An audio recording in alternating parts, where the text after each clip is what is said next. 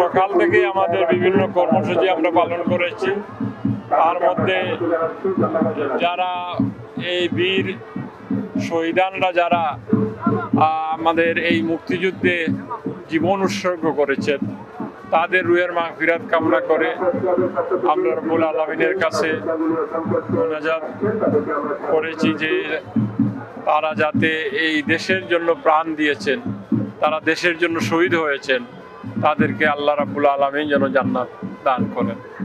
তাছাড়া আমাদের এইবারকের যে নির্বাচনটা অত্যন্ত তাৎপর্যপূর্ণ। আমরা দীর্ঘ লড়াই সংগ্রাম করে প্রায় 17.5 বছর আমরা রাজপথে সংগ্রাম করেছি মানুষের ভোটের অধিকার আদায়ের জন্য। মানুষের প্রতিনিধি নির্বাচনের ক্ষেত্রে সে তার পছন্দের প্রার্থী নির্বাচিত করে তার লক্ষ্যে আমরা সংগ্রাম করেছি। সংগ্রাম করতে যে আমাদের যে সকল সহকর্মীদেরকে হারিয়েছি তাদের জন্য আমরা দোয়া করেছি।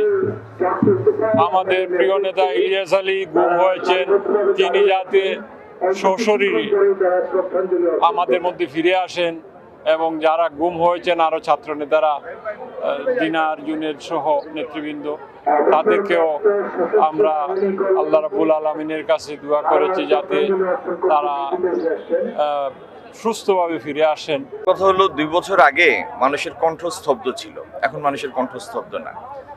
দীর্ঘদিন মানুষ নিজের কণ্ঠ, নিজের মালিকানা নিজ দেশের উপর প্রতিষ্ঠা করার জন্য অপেক্ষা করেছে। 16-17 বছর পরে আল্লাহ রাব্বুল আলামিনের অশেষ মেহেরবানিতে সেই সুযোগ মানুষের সামনে এসেছে ফ্যাসিবাদের পতন এবং পলায়নের মাধ্যমে। আগামী দিনে যে নির্বাচনটি হবে 12 ফেব্রুয়ারি, সেই নির্বাচনে স্বচ্ছ একটি শান্তিপূর্ণ নির্বাচনের মাধ্যমে মানুষ তার রায় দেওয়ার সুযোগ পাবে বহু বছর পরে। আজকে যাদের বয়স 35 তারা জীবনে কোনোদিন ভোট দেয়নি। তো এটি 18 কোটি মানুষের একটি দেশের মধ্যে এর থেকে বড় হাহাকার বিভীষিকা আর কিছু হতে পারে না। তো আগামী দিনে মানুষ তার পছন্দের নেতৃত্ব নির্বাচন করবে, দেশের উপরে তার মালিকানা আবার পূর্ণরূপে প্রতিষ্ঠিত করবে, আর দেশের সাথে দেশের সরকারের প্রতিটা কাজের সাথে রাষ্ট্রের সাথে নিজের সম্পৃক্তি অনুভব করবে।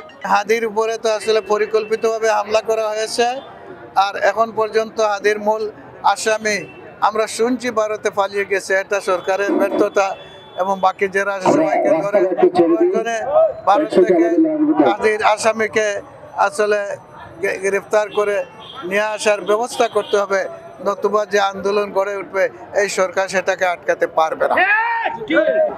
আমরা ঐক্যবদ্ধ হয়ে বিশেষ করে সিলেটবাসীকে আমি অনুরোধ জানাবো যা আমরা এই সিলেটকে সন্ত্রাস, চাঁদাবাজ, দুর্নীতি থেকে আমরা মুক্ত করতে চাই।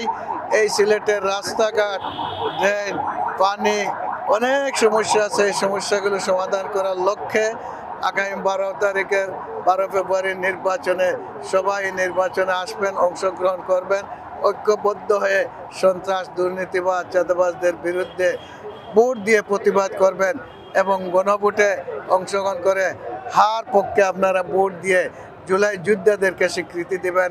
সেই কথাটুকু রেখে বিজয়ের শুভেচ্ছা জানিয়ে আমার কথা শেষ করছি।